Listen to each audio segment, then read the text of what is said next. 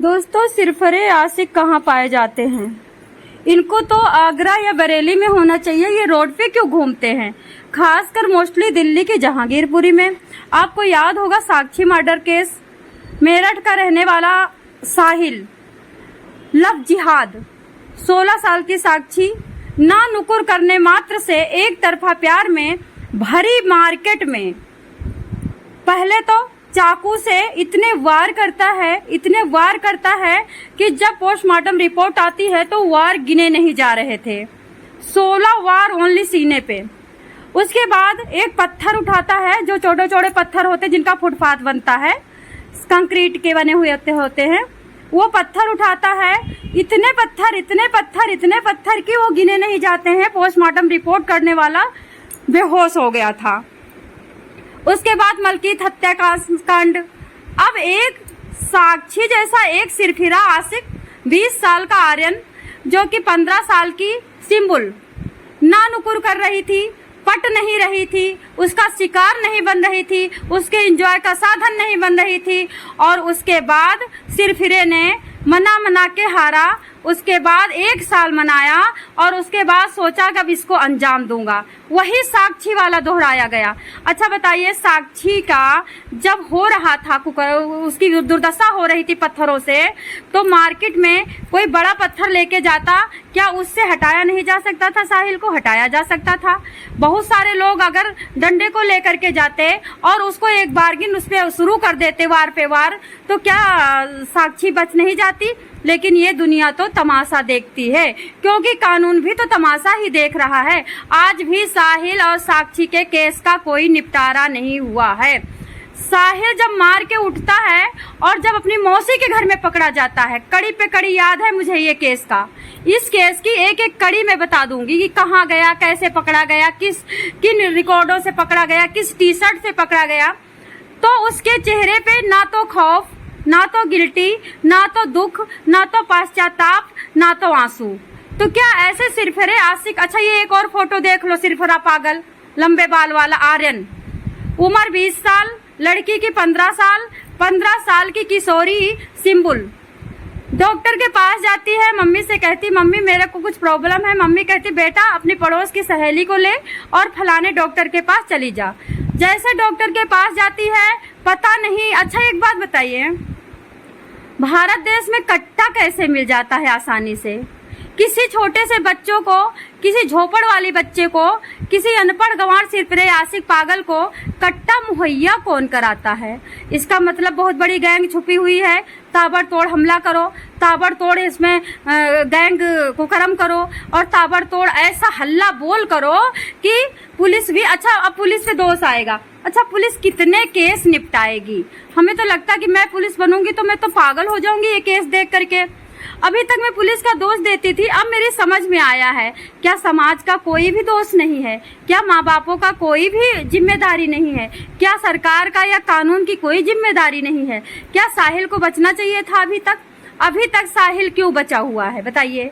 साहिल ने जिस तरह से निर्भया के 10 साल तक रिताए, वैसे क्या साहिल तो अभी हो गया, 5 साल तो हो गया होगा साहिल को, साक्षी को, साहिबाबाद का केस। इसी तरह से मैं पूछना चाहूंगी, नोएडा के बच्चे थे 379, दिखाए गए 19 और एकदम क्राइम सीन के मतलब रिकॉर्डिंग हुई 16 बच्चों की।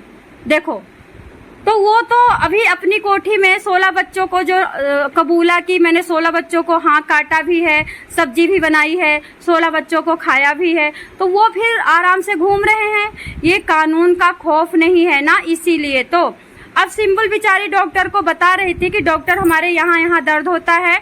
अब डॉक्टर खाली लिख रहा था, उतने में पीछे से सिरफिरा ये पागल आता है, लंबे बालों वाला। ये पकड़ करके पहले तो सीने में 2, कंधे पे 2, गले पे 2, उसके बाद वहां से ताबड़तोड़ भाग लेता है। उसको कौन बचाता? जब पत्थर मारने वाला साहिल को कोई नहीं पकड़ा, तमाशा देखता रहा, मरती हुई लड़की चीखती रही, कीकती रही, चिल्लाती रही, कोई नहीं पकड़ा, तो इस सिरफिरे आशिक को कौन भाग लेता? भाई गोली का सामना कौन करेगा? किसको मरना है? अच्छा, जहांगीरपुरी में क्या है ना तो पुलिस का खौफ है, ना कानून का खौफ है, ना पड़ोसी का खौफ है, ना एमएलए का खौफ है, ना तो प्रधान का खौफ है। वहां पे किसी का कोई खौफ नहीं है। खुली वारदातें बीच बीच रोड पे होती हैं और उनका अंजाम कुछ नहीं होता है, क्योंकि वो जो बालक खुली वारदातें करते हैं वो नाबालिग के नाम में छोड़ दिए जाते हैं, क्योंकि वो नाबालिग होते हैं। अब सिंबुल बेचारी 15 साल की थी। जगजीवन हॉस्पिटल जाते जाते डॉक्टर ने मृत घोषित कर दिया। पोस्टमार्टम के लिए चली गई, पुलिस आई, पुलिस लेके चली गई। अभी ये पकड़ा भी नहीं गया है आर्यन। अब अगर सिंबुल मान जाती ना तो सिंबुल आज जिंदा होती। तो मैं तो लड़कियों से यही कहूंगी कि एक काम करो, जो ये सिरफिरे आशिक आपको कुछ कहा करें तो मान ही लिया करो, क्योंकि जिंदा रहना जरूरी है। इज्जत तो कहीं है नहीं भारत में किसी के पास। जिसके जो इज्जत की बात करेगा, जैसे अनिरुद्धाचार्य, प्रेमानंद, उल्टा सीधा उनको गालियां मिल रही हैं, उनको मारने की धमकी, चप्पल की धमकी दी जा रही है। जो अच्छी बातें करेंगे उनको चप्पल मारा जाएगा। तो तुम अपनी जान बचाओ। तुम क्यों अपनी इज्जत बचाती हो? अगर तुम पट जाती तो बदनाम होती, लेकिन जिंदा तो रहती। सिंबुल जैसी और लड़कियों से कहूंगी, सिरफिरे आशिक घूम रहे हैं, कभी भी मार सकते हैं, कभी भी तुम्हें खत्म कर सकते हैं, और कभी भी तुम्हें लूट करके, जैसे अंकिता मर्डर केस, अंकिता को कैसे क्या किया गया, गंगा नदी में फेंक दिया गया हरिद्वार में। सिंबुल के मम्मी पापा हाय हाय चीख रहे हैं, चिल्ला रहे हैं। अब सिंबुल का केस भी ऐसे ही सिरफिरे पागल, यूं कह दो कि साइको के आशिक के हाथ से खत्म हो जाएगा। 2-4 महीने जेल में रहेगा, उसके बाद पागल का एक सर्टिफिकेट बनेगा, उसके बाद 2-4 महीने रहेगा पागल खाने में, उसके बाद बाहर निकल के फिर दूसरी वारदात को अंजाम देगा। जहांगीरपुरी के मामले रुक नहीं रहे हैं। कोई भी, कम से कम मैं तो कहती हूँ 2-3 लोगों को तो आप लटकाओ, 2-3 लोगों पे तो ऑन द स्पॉट एनकाउंटर करो, तब शायद खौफ हो। पता नहीं किस लिए सिरफिरे आशिक को बचाया जा रहा है। अब सोनम को पता नहीं क्यों रबड़ी खिलाई जा रही है, मुस्कान को पता नहीं क्यों रबड़ी खिलाई जा रही है, अलवर की सविता को क्यों रबड़ी खिलाई जा रही है, अलीगढ़ की सपना को क्यों रबड़ी खिलाई जा रही है, ऐश्वर्या को क्यों रबड़ी खिलाई जा रही है। इनको लटकाना चाहिए, लेकिन कौन लटकाएगा? मैं तो लटका नहीं सकती। अब एक 15 साल की किशोरी सिंबुल भी चली गई, 16 साल की साक्षी की आत्मा भटक रही है। क्या होने वाला कुछ पता